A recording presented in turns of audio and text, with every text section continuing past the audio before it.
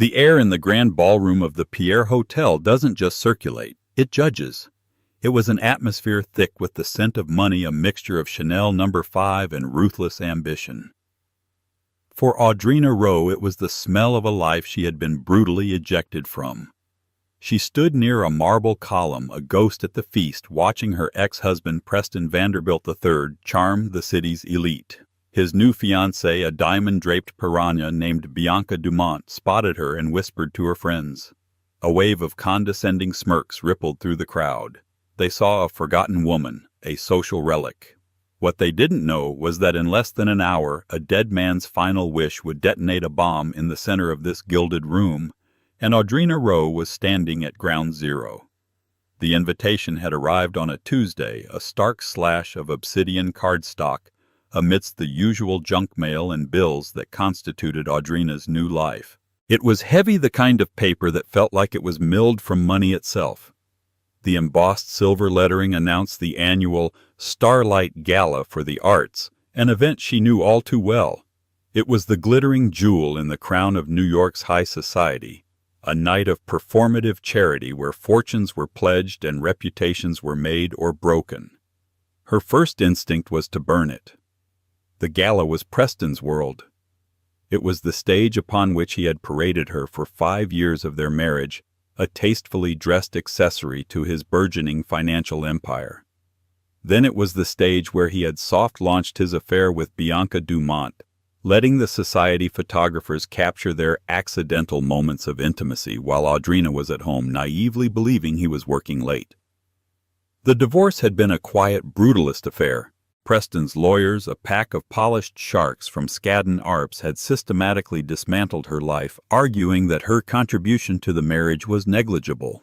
She, the quiet art history major who had supported him, proofread his presentations and hosted the dinner parties that cemented his crucial business deals, was painted as little more than a freeloader. She walked away with a settlement that was in their world insulting enough to buy a small studio apartment in Brooklyn and live modestly, but not enough to ever trouble their gilded stratosphere again. She was meant to disappear. So why the invitation? She scanned the card again. At the bottom, in small, elegant script, it read, "Sponsored by the estate of Mr. Silas Whitaker." The name meant nothing to her. She assumed it was some new money titan trying to buy his way into the old guard. A guest list error, perhaps. Or worse, a deliberate act of cruelty from Preston or Bianca. A way to summon her to her own public execution to flaunt their victory in her face. For 3 days the card sat on her small kitchen counter, a dark promise. She spent those days in her studio, a converted corner of her living room that smelled perpetually of turpentine and linseed oil. Here she wasn't Preston's failed wife. She was a painter. Her canvases were her refuge, filled with haunting, ethereal landscapes that felt more real to her than the concrete city outside her window. She sold a few pieces online, enough to supplement her meager savings, but she was an artist in the truest sense. Unknown, unpaid, but utterly dedicated. It was while looking at her own reflection in a darkened window, a smudge of cobalt blue on her cheek, that she made her decision. Why was she hiding? She had done nothing wrong except love a man who was incapable of loving anything but his own reflection in the admiring eyes of others. She had survived him. She had rebuilt a life, a small and quiet one, but it was hers. Fear was a cage she had lived in for too long. Going to that gala wasn't about him, it was about her. It was about walking back into the fire and not flinching. She pulled a dress from the back of her closet, the only designer piece she had kept. It was a simple midnight blue silk gown by a lesser-known designer, elegant in its understatement. It was the dress she had worn on their last anniversary together, the night he had told her he felt they were growing in different directions. She had no diamonds to compete with Bianca, no fresh-off-the-runway couture. She would be armed with nothing but her own dignity. And as she stitched a small tear in the seam, she felt a strange, cold resolve settle over her. She wouldn't just attend, she would endure. The taxi dropped Audrina a block from the Pierre, unable to penetrate the phalanx of black town cars and Bentleys disgorging the city's power players. As she walked the final stretch, the crisp September air felt electric with privilege. The flashbulbs of the paparazzi created a strobing, disorienting wall of light, a modern-day gauntlet. She slipped past them, her name not famous enough to be called out, a mercy for which she was grateful. Stepping inside the grand ballroom was like stepping into another dimension. The scale of it was designed to diminish the individual, to awe one into submission. Chandeliers, each the size of a small car, dripped with Austrian crystal, casting a warm golden glow over the sea of tuxedos and designer gowns. A string quartet played Vivaldi, the sound a genteel veneer over the hum of cutthroat networking. Audrina felt a familiar knot tighten in her stomach. For a moment she was the 24-year-old newlywed, terrified of using the wrong fork, of mispronouncing a French name, of disappointing Preston. She took a deep breath, pushing the memory away. She was 32 now. She was a survivor. She accepted a glass of champagne from a passing waiter and found a relatively quiet spot near a towering floral arrangement of white orchids and hydrangeas. From here she could observe. She saw the hedge fund kings and the real estate moguls, the tech billionaires in their deliberately casual attire, and their wives sculpted by personal trainers and surgeons into flawless effigies of wealth. It was a perfectly curated ecosystem of power, and she was an invasive species. It didn't take long for them to find her. "Well, well, look!" What the cat dragged in, a voice purred behind her. Audrina turned. Bianca DuMont stood there, a vision in crimson, a dress so bright it seemed to suck the light out of the room. A necklace of enormous diamonds, the famed DuMont rocks from her own family's collection, sat on her collarbones like a beautiful yoke. Flanking her were two other women, their faces tight with identical expressions of smug curiosity. Bianca, Audrina said, her voice even. "You look vibrant." Bianca's laugh was a tinkling, brittle sound. "And you look brave. I mean to come here after everything. And in that dress, is that vintage or just old?" The other women tittered. It was a classic Bianca attack, a smiling assassination. "It holds memories," Audrina replied, refusing to take the bait. "I'm sure it does," Bianca said, her eyes flicking over Audrina's form with dismissal. "Mostly of a life you no longer have access to, but I'm so glad you could make it. Preston will be thrilled to see you." As if summoned, Preston Vanderbilt III appeared at Bianca's side, placing a proprietary hand on the small of her back. He was as handsome as ever, his dark hair perfectly coiffed, his tuxedo tailored to within an inch of its life. But his eyes, when they met Audrina's, held a flicker of something she recognized: annoyance. Her presence was an inconvenience, a loose thread on his perfectly woven tapestry of success. "Audrina," he said, the name sounding foreign in his mouth. "This is a surprise." "Preston?" She nodded. "I was invited." "An administrative error, surely," Bianca chimed in, squeezing his arm. "Darling, don't worry. I'm sure she's just here for the free champagne. She'll be gone before the auction starts." Preston gave a tight, uncomfortable smile. He looked at Audrina, and for a split second she saw the man she had married, the one who had once been embarrassed by his own parents' unpretentious middle-class life. He had spent his entire adulthood trying to outrun that shadow, and she was a living, breathing reminder of a time before he was a Vanderbilt in spirit as well as in name. "It's good to see you're—" Well, he managed the words, hollow and meaningless. He then turned his full attention back to Bianca, a king turning back to his queen, leaving Audrina in his wake. The message was clear. She wasn't just an ex-wife. She was a non-entity, a ghost. And as the trio moved away, their laughter trailing behind them, Audrina felt the eyes of the room on her. The whispers had started. The story of her social execution was now the evening's prime entertainment. She gripped her champagne flute, her knuckles white, and wondered if coming here had been the biggest mistake of her life. The next hour was a masterclass in social cruelty. It wasn't a singular dramatic event, but a slow, relentless erosion of her composure. People she had known for years, women she had hosted in her home, Men who had clapped Preston on the back at her dinner table now looked through her as if she were made of glass. A few offered tight, pitying smiles that were somehow worse than being ignored. The narrative orchestrated by Bianca was spreading through the ballroom like a virus. Poor Audrina Rowe can't let go trying to crash the party so desperate. She tried to find a corner to disappear into, but the room seemed to shrink around her. She found herself near the silent auction tables feigning interest in a signed first edition of a book she couldn't afford. I thought I smelled desperation mixed with the canapes. It was Jonathan Caldwell, a rival of Preston's in the cutthroat world of private equity. He was a man who enjoyed watching others fail almost as much as he enjoyed his own success. "Hello, Jonathan," Audrina said, not looking at him. "Bold move, Rowe, showing up here. You know Preston just closed the Axiom deal, a cool 9-figure profit. He's buying Bianca a little something from Graff as a celebration. I think he's upgrading, in every sense of the word." His leer was greasy and self-satisfied. Audrina felt a hot flush of anger and shame. She turned to walk away, but found her path blocked by another couple, the Ashworths, who had been their closest friends during the marriage. "Audrina, dear," said Mrs. Ashworth, her face a mask of faux concern. "We were so sorry to hear about, well, everything. But you're looking healthy. So wonderful that you're keeping your spirits up." The condescension was suffocating. Everywhere she turned it was the same. Whispers, stares, and the cold, hard judgment of a tribe ejecting one of its own. This was their power, not just the money, but the ability to enforce the invisible, brutal rules of their world. They could render a person invisible.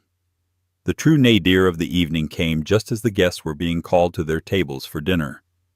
Audrina, deciding she had endured enough, was making her way toward the exit. She had proven her point to herself. She could face them. Now she just wanted the solace of her quiet apartment. As she passed the central bar, Bianca intercepted her, a fresh glass of champagne in her hand. Leaving so soon, she asked, her voice syrupy sweet. "But the night is just getting started. You can't miss the speeches. Preston is being honored, you know, for his philanthropy." "I've seen enough," Audrina said, her voice low. "Oh, I don't think so," Bianca said. And then, with a theatrical little stumble that fooled no one, she lurched forward, sloshing the entire contents of her glass down the front of Audrina's midnight blue dress. The cold liquid soaked through the silk, instantly shocking and sticky. A collective gasp went through the immediate crowd. "Oh, my heavens!" Bianca cried, her hand flying to her mouth in mock horror. "I am so clumsy. Look what I've done. To your lovely little dress. It's completely ruined." People were staring openly now, phones subtly angled to capture the drama. Preston rushed over, his face a thunderous mask of controlled fury at Audrina for being the source of this public spectacle. "Bianca, darling, are you all right?" he asked, completely ignoring the champagne-soaked Audrina. "I'm fine. I just feel terrible," Bianca said, dabbing at Audrina's dress with a flimsy cocktail napkin, succeeding only in smearing the stain. "This must be devastating for you. I know how much things must mean to you now." The insult was multifaceted and brilliant in its cruelty. It referenced Audrina's dress, her financial status, and her emotional state all at once. It was a perfect public humiliation. Audrina stood frozen, the damp fabric clinging to her skin, the scent of champagne filling her nostrils. The stares of the crowd felt like physical blows. She looked at Preston, hoping for a flicker of decency, a shred of the man she once loved. She found nothing. He looked at her with pure, unadulterated annoyance. She was a stain on his perfect evening. That was it, the final straw. The cold resolve she had felt earlier shattered, replaced by a raw, searing pain. They had won. She turned without a word and began to walk towards the exit, her head down, the sound of Bianca's false apologies and the crowd's muffled whispers chasing her like a pack of hounds. She just wanted to disappear, to run back to her quiet life and never ever look back. But she didn't make it to the door. because at that moment the lights in the grand ballroom dimmed, the string quartet fell silent, and a single authoritative voice boomed from the stage's sound system. "Ladies and gentlemen, may I have your attention, please?" A special announcement from the estate of our evening's host, Mr. Silas Whitaker. The sudden change in atmosphere was palpable. The gossiping clusters fell silent, their attention reluctantly pulled from the minor drama of Audrina's humiliation to the main stage. A spotlight cut through the dimness, illuminating a man standing at the podium. He was older, perhaps in his late 60s, with a mane of white hair and a face that spoke of quiet authority. He wore a simple, impeccably tailored suit, a stark contrast to the glittering peacocks in the audience. "Good evening," the man said, his voice calm and measured, carrying to every corner of the vast room. "My name is Alistair Beaumont. I am the executor of the estate of the late Silas Whitaker." A murmur rippled through the crowd. Silas Whitaker was a name whispered with a mixture of awe and mystery. He was a genuine recluse, a phantom of the financial world. He'd built a vast labyrinthine empire spanning technology shipping and rare earth minerals, yet there were fewer than a dozen known photographs of him. He gave no interviews, attended no parties, and lived a life of monastic seclusion. His death a month prior had sparked a frenzy of speculation. Who would inherit his legendary, almost mythical fortune? He had no known children, no living relatives. Audrina had stopped in her tracks halfway to the exit. She stood in the shadows, the damp cold patch on her dress a chilling reminder of her shame. She should leave. This had nothing to do with her. But something in Mr. Beaumont's dignified presence held her rooted to the spot. Mr. Whitaker was a man of particular principles. Beaumont continued, his eyes scanning the room of billionaires and socialites. There was no deference in his gaze. If anything, there was a hint of disdain. He believed that wealth was a responsibility, not a privilege, a tool, not a trophy. He was the sole benefactor of this gala tonight, and in his final directives he insisted I use this occasion to make an announcement concerning the final disposition of his entire estate. The silence in the room was now absolute. Even the clinking of ice and glasses had ceased. This was unheard of. The reading of a will was a private legal matter, not a piece of theater at a charity gala. Preston and Bianca, now seated at their prime table near the stage, were leaning forward, their expressions rapt. A fortune of that magnitude, estimated to be in the tens of billions, could reshape the power dynamics of their entire world. Everyone in that room was mentally calculating, speculating. Was it a foundation? A university? A dark horse corporate heir? For the past 30 years, Beaumont said, his voice dropping slightly, drawing the audience in closer. Mr. Whitaker engaged in a quiet search. He was not looking for a successor in business, nor was he looking for a long-lost relative. He was, in his own words, searching for a person of unimpeachable character, an heir not of blood but of spirit. The concept was so alien, so antithetical to the dynastic, bloodline-obsessed culture of the people in that room, that it was met with a wave of confused murmurs. He believed that true character is revealed not in the spotlight of success, but in the shadows of adversity. Beaumont went on, his gaze sweeping across the room, and for a fleeting, unnerving moment Audrina felt as if his eyes met hers. He sought someone who valued integrity over influence, kindness over currency, and authenticity over applause. He spent years observing quietly from a distance, searching for this one individual. Audrina's heart began to beat a little faster, a strange premonition taking root in her chest. It was absurd, a fantasy. But she couldn't shake the feeling that the trajectory of the evening of her entire life was about to pivot on this man's next words. He found this person not in a boardroom, not at a country club, and not in the society pages. Beaumont said, his voice building to a crescendo. He found them in a small, unassuming corner of the world, living a life of quiet dignity and creating beauty against a backdrop of personal hardship. On the stage, Beaumont adjusted his glasses and picked up a single sheet of paper from the podium. It was a simple typed page, not the ostentatious vellum-bound document one might expect. In accordance with the last will and testament of Silas Aloysius Whitaker, executed on the 5th of August this year, I am legally bound and honored to announce the sole heir to his entire fortune, the controlling interest in Whitaker Global Industries, and the stewardship of his philanthropic foundation. He paused, letting the weight of the moment settle. Every eye in the grand ballroom was locked on him. The air was so thick with tension it felt hard to breathe. The sole heir to the Whitaker estate is a resident of Brooklyn, a local artist. He took one final dramatic breath. Her name is Ms. Audrina Rowe. For one long silent second the name just hung in the air, seemingly disconnected from anything real. Audrina Rowe. It was a name that meant nothing to these people. A clerical error, perhaps. A joke. Then a collective subconscious memory seemed to ripple through the crowd. They turned one by one, their gazes sweeping the room, searching. Their eyes passed over the woman in the shadows, the one with the champagne-stained dress. They looked, and then they looked again. Their brains struggled to connect the two images, the mocked, pathetic ex-wife cowering by the exit and the name that had just been tied to one of the largest fortunes on the planet. The first sound was a champagne flute slipping from someone's fingers and shattering on the polished floor. It was the starting pistol for chaos. A disbelieving gasp erupted from Bianca DuMont. Her perfectly made-up face, moments before a mask of smug triumph, had contorted into a grotesque tableau of shock and incandescent rage.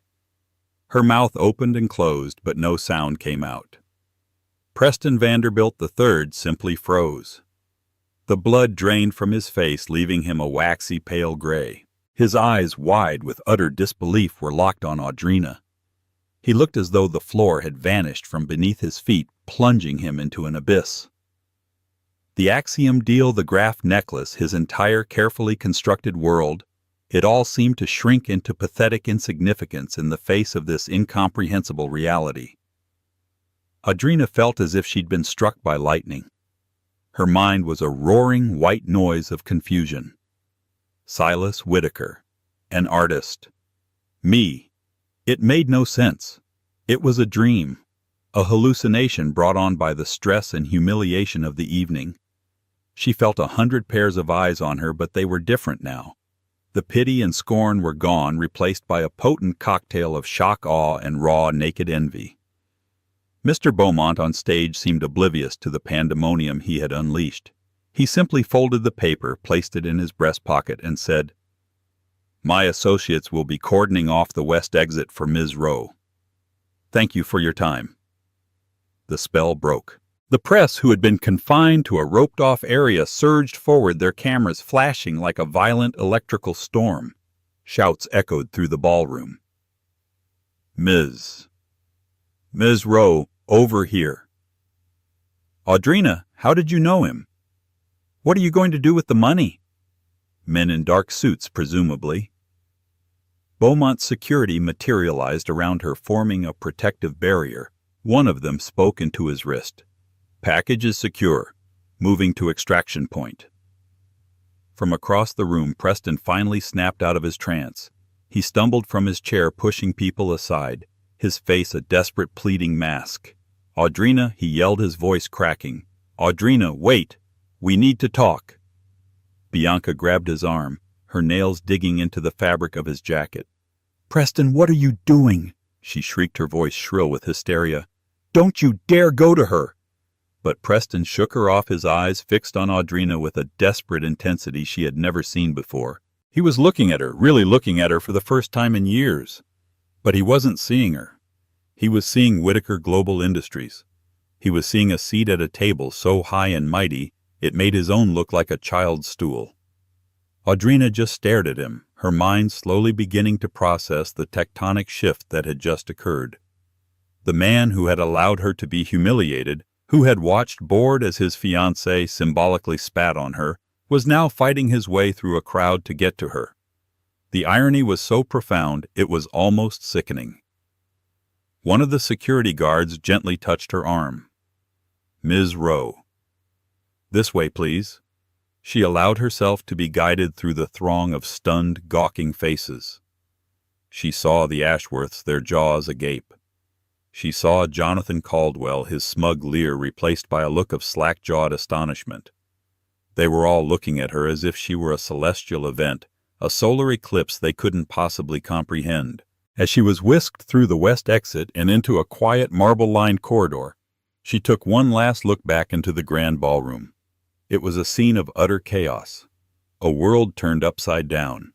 The rigid, unforgiving hierarchy of this universe had been shattered by a dead man's words, and in its place a new bewildering order was being born. And she, Audrina Rowe, the ghost at the feast, was now sitting on the throne. The town car that spirited her away from the Pierre was an island of silent leather-scented calm in a sea of pandemonium. Audrina stared out the tinted window at the flashing lights and scrum of reporters now surrounding the hotel entrance, her mind still struggling to catch up with reality. Beside her, Alistair Beaumont sat patiently, not speaking, giving her the space to breathe. Finally she turned to him, her voice barely a whisper. "I don't understand." "Silas Whitaker. I don't know anyone by that name. This has to be a mistake." Beaumont offered a small, kind smile. "It's no mistake, Ms. Rowe. But I understand your confusion. You didn't know him as Silas Whitaker. You knew him as Mr. Silas." The name sent a jolt through her. Mr. Silas. An old man, stooped and gentle, who was a fixture at the small park near her Brooklyn apartment. He was there almost every afternoon, sitting on the same bench feeding pigeons from a paper bag and reading worn paperback novels. She had struck up a conversation with him one day, about a year ago after her divorce, when the loneliness had felt particularly sharp. He'd told her he was a retired history teacher. His clothes were simple, a bit frayed. His hands were gnarled with what she assumed was arthritis. He was quiet, a wonderful listener, and he had the kindest, most observant eyes she had ever seen. They talked about books, about the changing seasons, about the struggles of life in the city. She found herself confiding in him, telling him about her art, her failed marriage, her fears, and her dreams. He never offered advice, but he always listened with a profound, validating attention that made her feel seen in a way she hadn't felt in years. The old man. From the park she stammered, her mind reeling. The retired teacher. He was many things, Ms. Rowe, but he was never a teacher. Beaumont confirmed gently. That was his escape. His way of being a person, not a portfolio. He was one of the wealthiest men in the world, but he was also one of the loneliest. You showed him a kindness that was entirely without agenda. You spoke to him not because you wanted something, but because you saw a fellow human being on a park bench. Tears welled in Audrina's eyes as the pieces clicked into place. She remembered showing him photos of her paintings on her phone. He'd studied them with an intense focus. "You capture the soul of things, my dear," he'd said, his voice raspy. "Never let anyone tell you this isn't important." After your first few conversations, Beaumont continued, he tasked me with learning everything I could about you. We discovered the circumstances of your divorce, your financial struggles. Silas was impressed by your resilience, but he was most interested in your art. He began buying your paintings anonymously through an online gallery under a corporate pseudonym. He paid far above your asking price.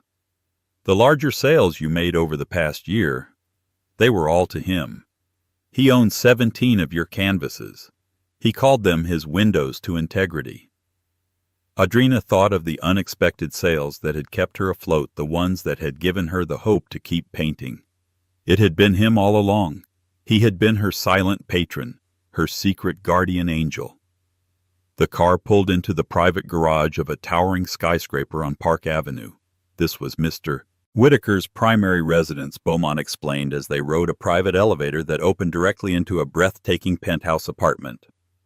The space was vast, with floor-to-ceiling windows offering a panoramic view of the city. But it wasn't ostentatious. It was filled with books, her art, and comfortable, well-worn furniture. On a simple oak table in the center of the room was a single sealed envelope with her name on it. His final letter to you, Beaumont said, the rest. Well, we have much to discuss. Whitaker Global is a complex machine. It encompasses shipping lines, tech firms, real estate holdings across 3 continents. The foundation has an endowment larger than the GDP of several countries. It's all yours to command now, Ms. Rowe. It is a staggering inheritance, but as Silas saw it, it is also a staggering responsibility. Audrina walked through the silent apartment, her fingers tracing the frame of one of her own paintings hanging on the wall. She looked down at the city lights twinkling below the same lights that had seemed so cold and indifferent just hours ago.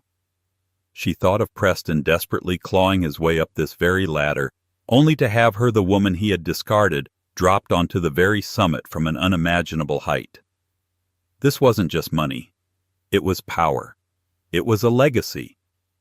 It was the final profound act of a quiet man on a park bench who had seen her at her lowest and decided to hand her the world. She picked up the letter, her hands trembling. Her old life was over. It had ended the moment Alistair Beaumont had spoken her name. A new, terrifying, and extraordinary life was just beginning. The days that followed were a whirlwind of lawyers, accountants, and board members. Audrina was immersed in a crash course on an empire she never knew existed. She learned about satellite networks, cobalt mines in the Congo, and biotech startups in Silicon Valley. It was overwhelming, a deluge of information that threatened to drown her. But through it all, she clung to the memory of Mr. Silas on his park bench and the words in his letter. "My dear Audrina." It began his handwriting, a surprisingly elegant script. "If you are reading this, then my search is over, and my faith in you has been validated. Do not be intimidated by the scale of what I leave you. These are all just tools. I have spent a lifetime accumulating them, but I lack the vision and the heart to wield them for a greater good. You have that heart. You see the beauty and the pain in the world and capture it on canvas. Now the world is your canvas. Don't try to be me. Be you. Remake this empire in your image. Support the artists, help the voiceless build things of beauty and tear down walls of arrogance. The jackals will circle. They will smell money and weakness. Do not let them see you as weak.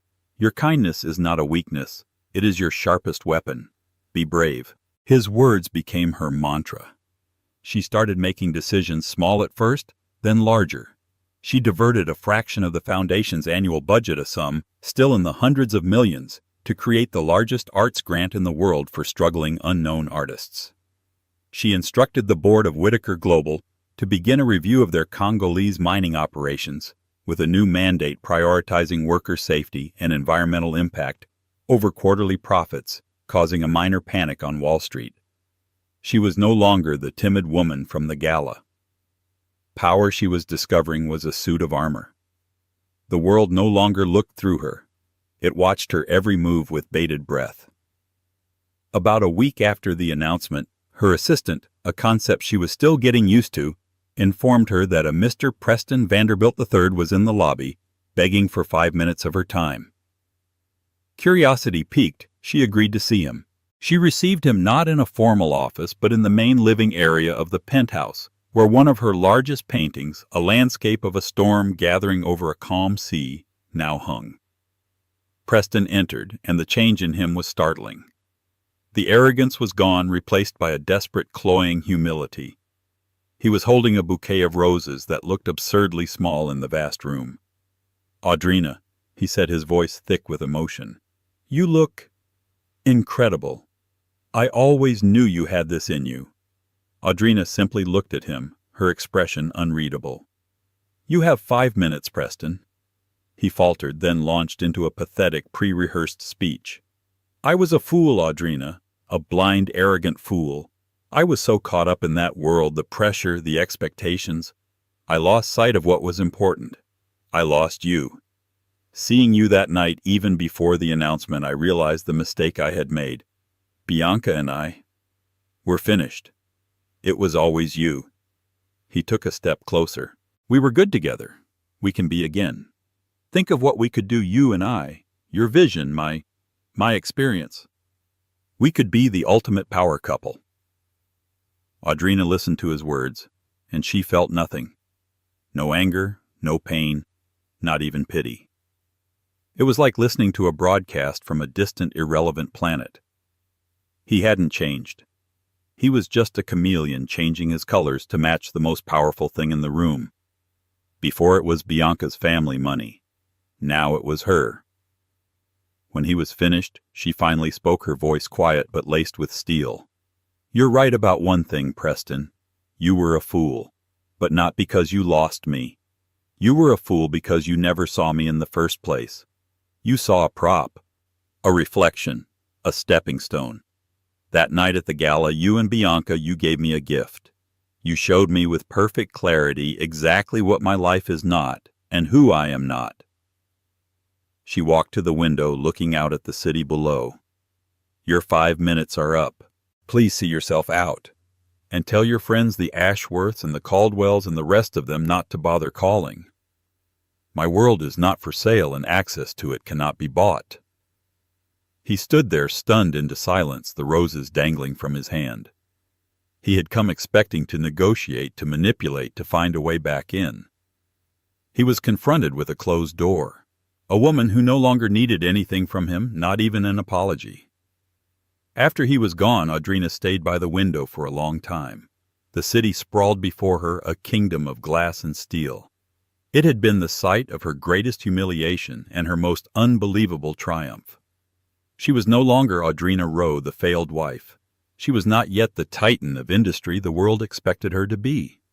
She was something new, something she was building herself. One brushstroke, one decision at a time, and for the first time in her life, she was utterly, completely, and magnificently free. 6 months after the gala, the name Audrina Rowe meant something entirely different to the world. The initial media frenzy had subsided, replaced by a cautious, fascinated observation. The narrative of the Cinderella artist had proven too simplistic. Audrina was not a damsel in a tower overwhelmed by her fortune. She was an architect already redesigning the tower from the inside out. Her office on the 80th floor of the Whitaker Global building was her first statement.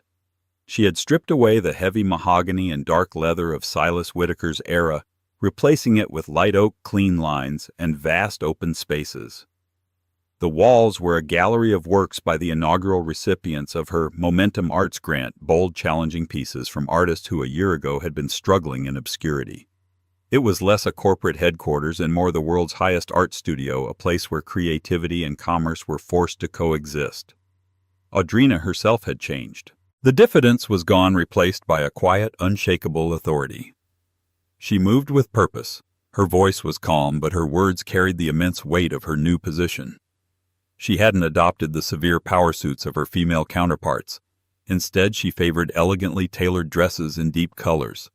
Her only jewelry, a simple silver bracelet, a gift from Mr. Silas left for her in his desk that she had discovered weeks after his death. The changes she implemented sent ripples through every corner of the empire. The ethical reforms in the Congo, initially derided as Audrina's folly by Wall Street analysts, had unexpectedly quelled a long-simmering labor dispute that had threatened to halt production for months. Her investment in a risky but revolutionary green energy startup, an act seen as sentimental, was now being hailed as visionary after the company secured a game-changing patent. She was running the company, not like a machine, but like a living ecosystem, understanding that the health of the whole depended on the well-being of its smallest parts. The old world, Preston's world, didn't know what to make of her. Invitations to every charity board and exclusive event flooded her office. They were desperate for the legitimacy and power her name now conferred. She ignored them all, choosing instead to make unannounced visits to the art schools and community centers her foundation now supported. But an empire, she was learning, is not a static object to be reshaped at will. It is a territory, and there are always others who covet it. Alistair Beaumont had warned her about Lachlan Kane.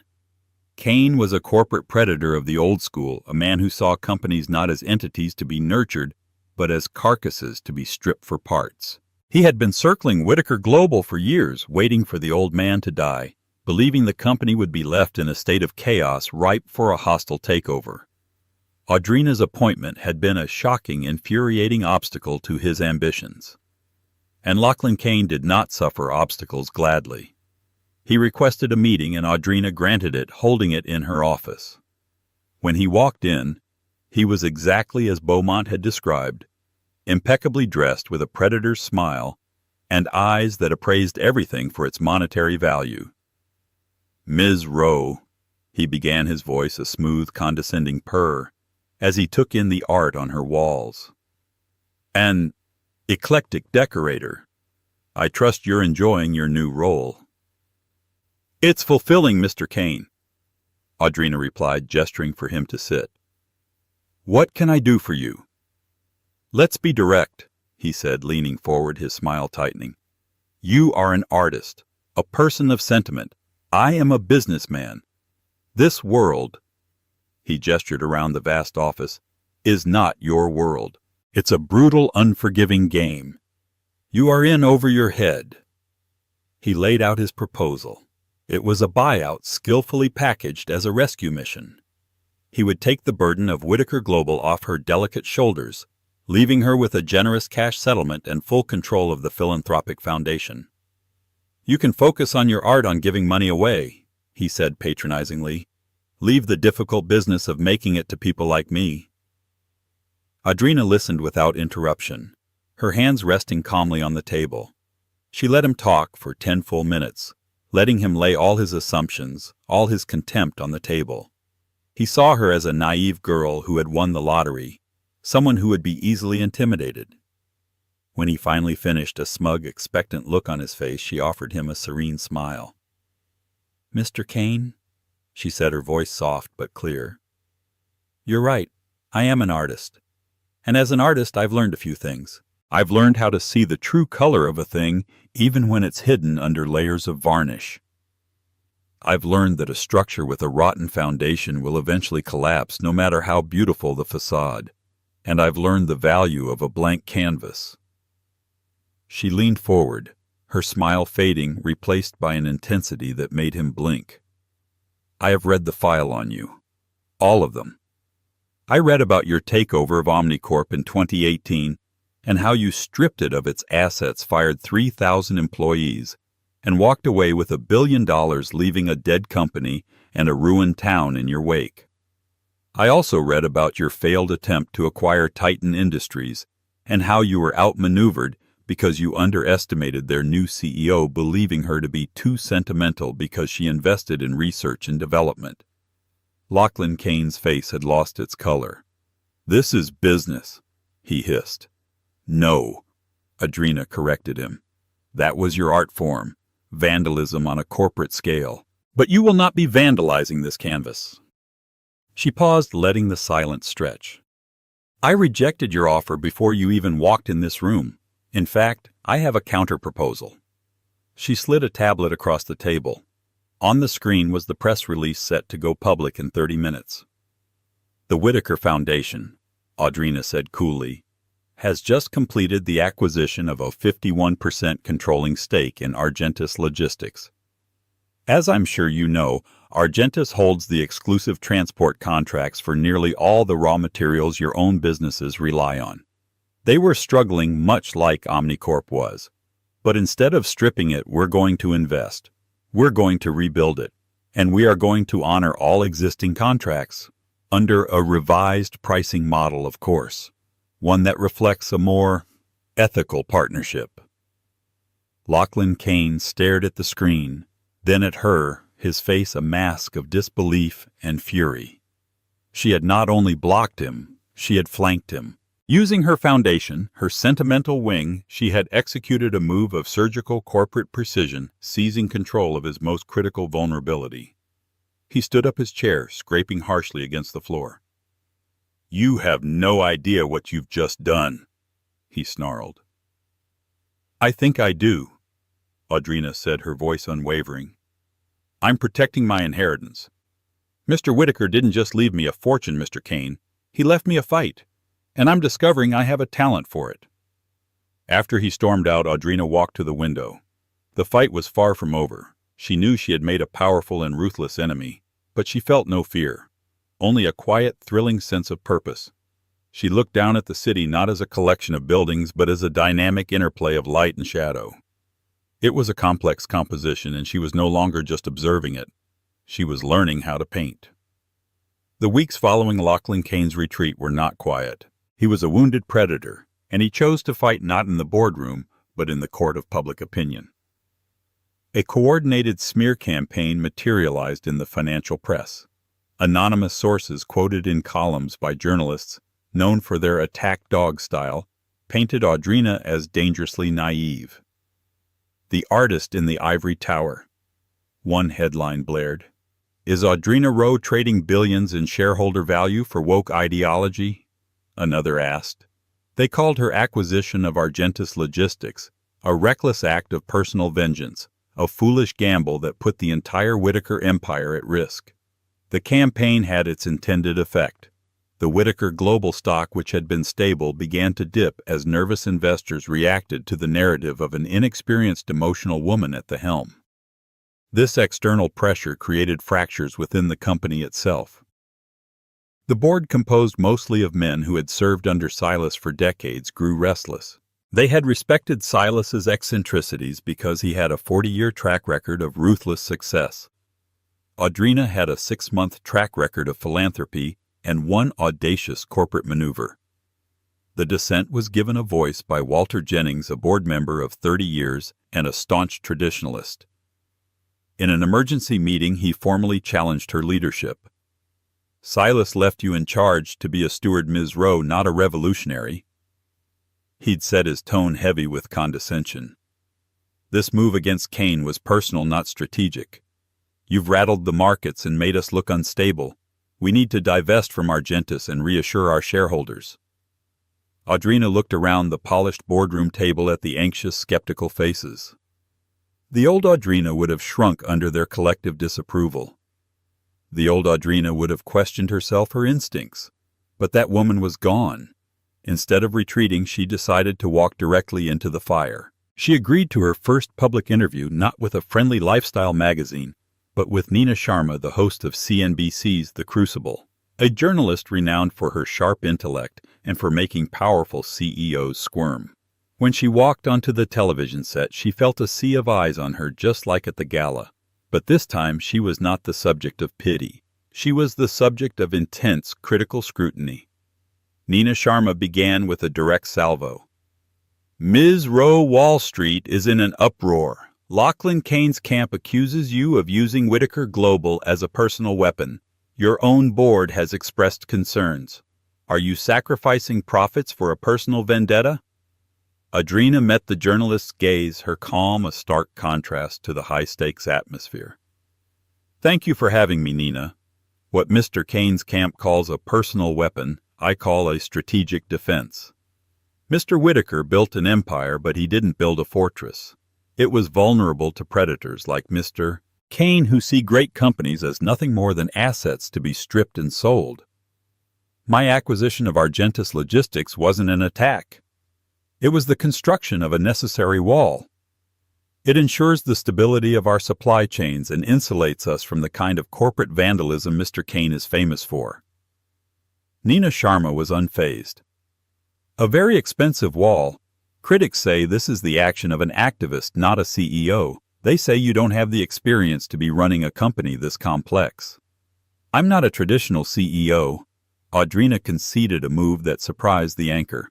"My background isn't in finance. It's in art history and creation. But art teaches you to see the world differently. An artist learns to value the foundation of a sculpture, not just its surface gloss. We learn that a masterpiece is not created overnight. It requires patience, long-term vision, and an unwavering commitment to quality. I am not interested in the short-term gloss of quarterly earnings at the expense of the long-term health of this company. I am building a masterpiece, not flipping a property. And that is a vision I believe our serious investors will come to appreciate." She spoke with a quiet, compelling passion, her language clear and free of corporate jargon. She dismantled every criticism, not with defensiveness, but with a confident alternative philosophy. When Sharma asked about her ethical reforms, she didn't talk about charity. She talked about risk management. A happy, safe workforce is a productive workforce. A clean environmental record avoids future fines and reputational damage. Kindness isn't a cost, Nina. In the 21st century, it is one of the most valuable assets a company can have. The interview was a revelation. It went viral with clips replayed across every platform. The narrative began to shift. She wasn't an emotional amateur. She was a new kind of visionary. A younger generation of investors tired of the old slash-and-burn model of corporate growth were inspired. The Whitaker Global stock stabilized, then began a steady, confident climb, reaching a higher point than before the dip. At the next board meeting, the atmosphere was entirely different. Walter Jennings sat in stony silence as Audrina, backed by Alistair Beaumont, presented a meticulously detailed 5-year plan. It was her artistic vision translated into the language of data charts, projections, and market analysis that demonstrated how her ethical and strategic initiatives would lead to sustainable long-term growth. She didn't ask for their faith. She earned their respect with sheer competence. The challenge to her leadership evaporated. Days later, Audrina slipped away from her skyscraper office and drove to a newly opened community arts center in the Bronx funded by her foundation. No cameras, no assistants. She wore jeans and a simple sweater, her hair tied back. She spent the afternoon at a pottery wheel, her hands caked in wet gray clay. The young artists around her knew she was their benefactor, but in this space, she was just Audrina, another creator. A teenage girl, her face smudged with clay, worked intently beside her. "I just want to make something," the girl said, her eyes bright with passion. "Something real. Something that will last." Audrina looked down at her own hands, shaping the raw, formless material into the beginnings of a bowl. The feeling of creation, of bringing something new and whole into the world from nothing, was the same feeling she now had sitting at the head of the boardroom table. She was no longer just the keeper of a dead man's legacy. She was a sculptor working with a much larger, more complex kind of clay, shaping a legacy of her own. And it was just beginning to take form. Audrina's story is a powerful reminder that our worth is never defined by the people who discard us. She walked into that gala as a ghost, a footnote in her ex-husband's triumphant life, and walked out a queen.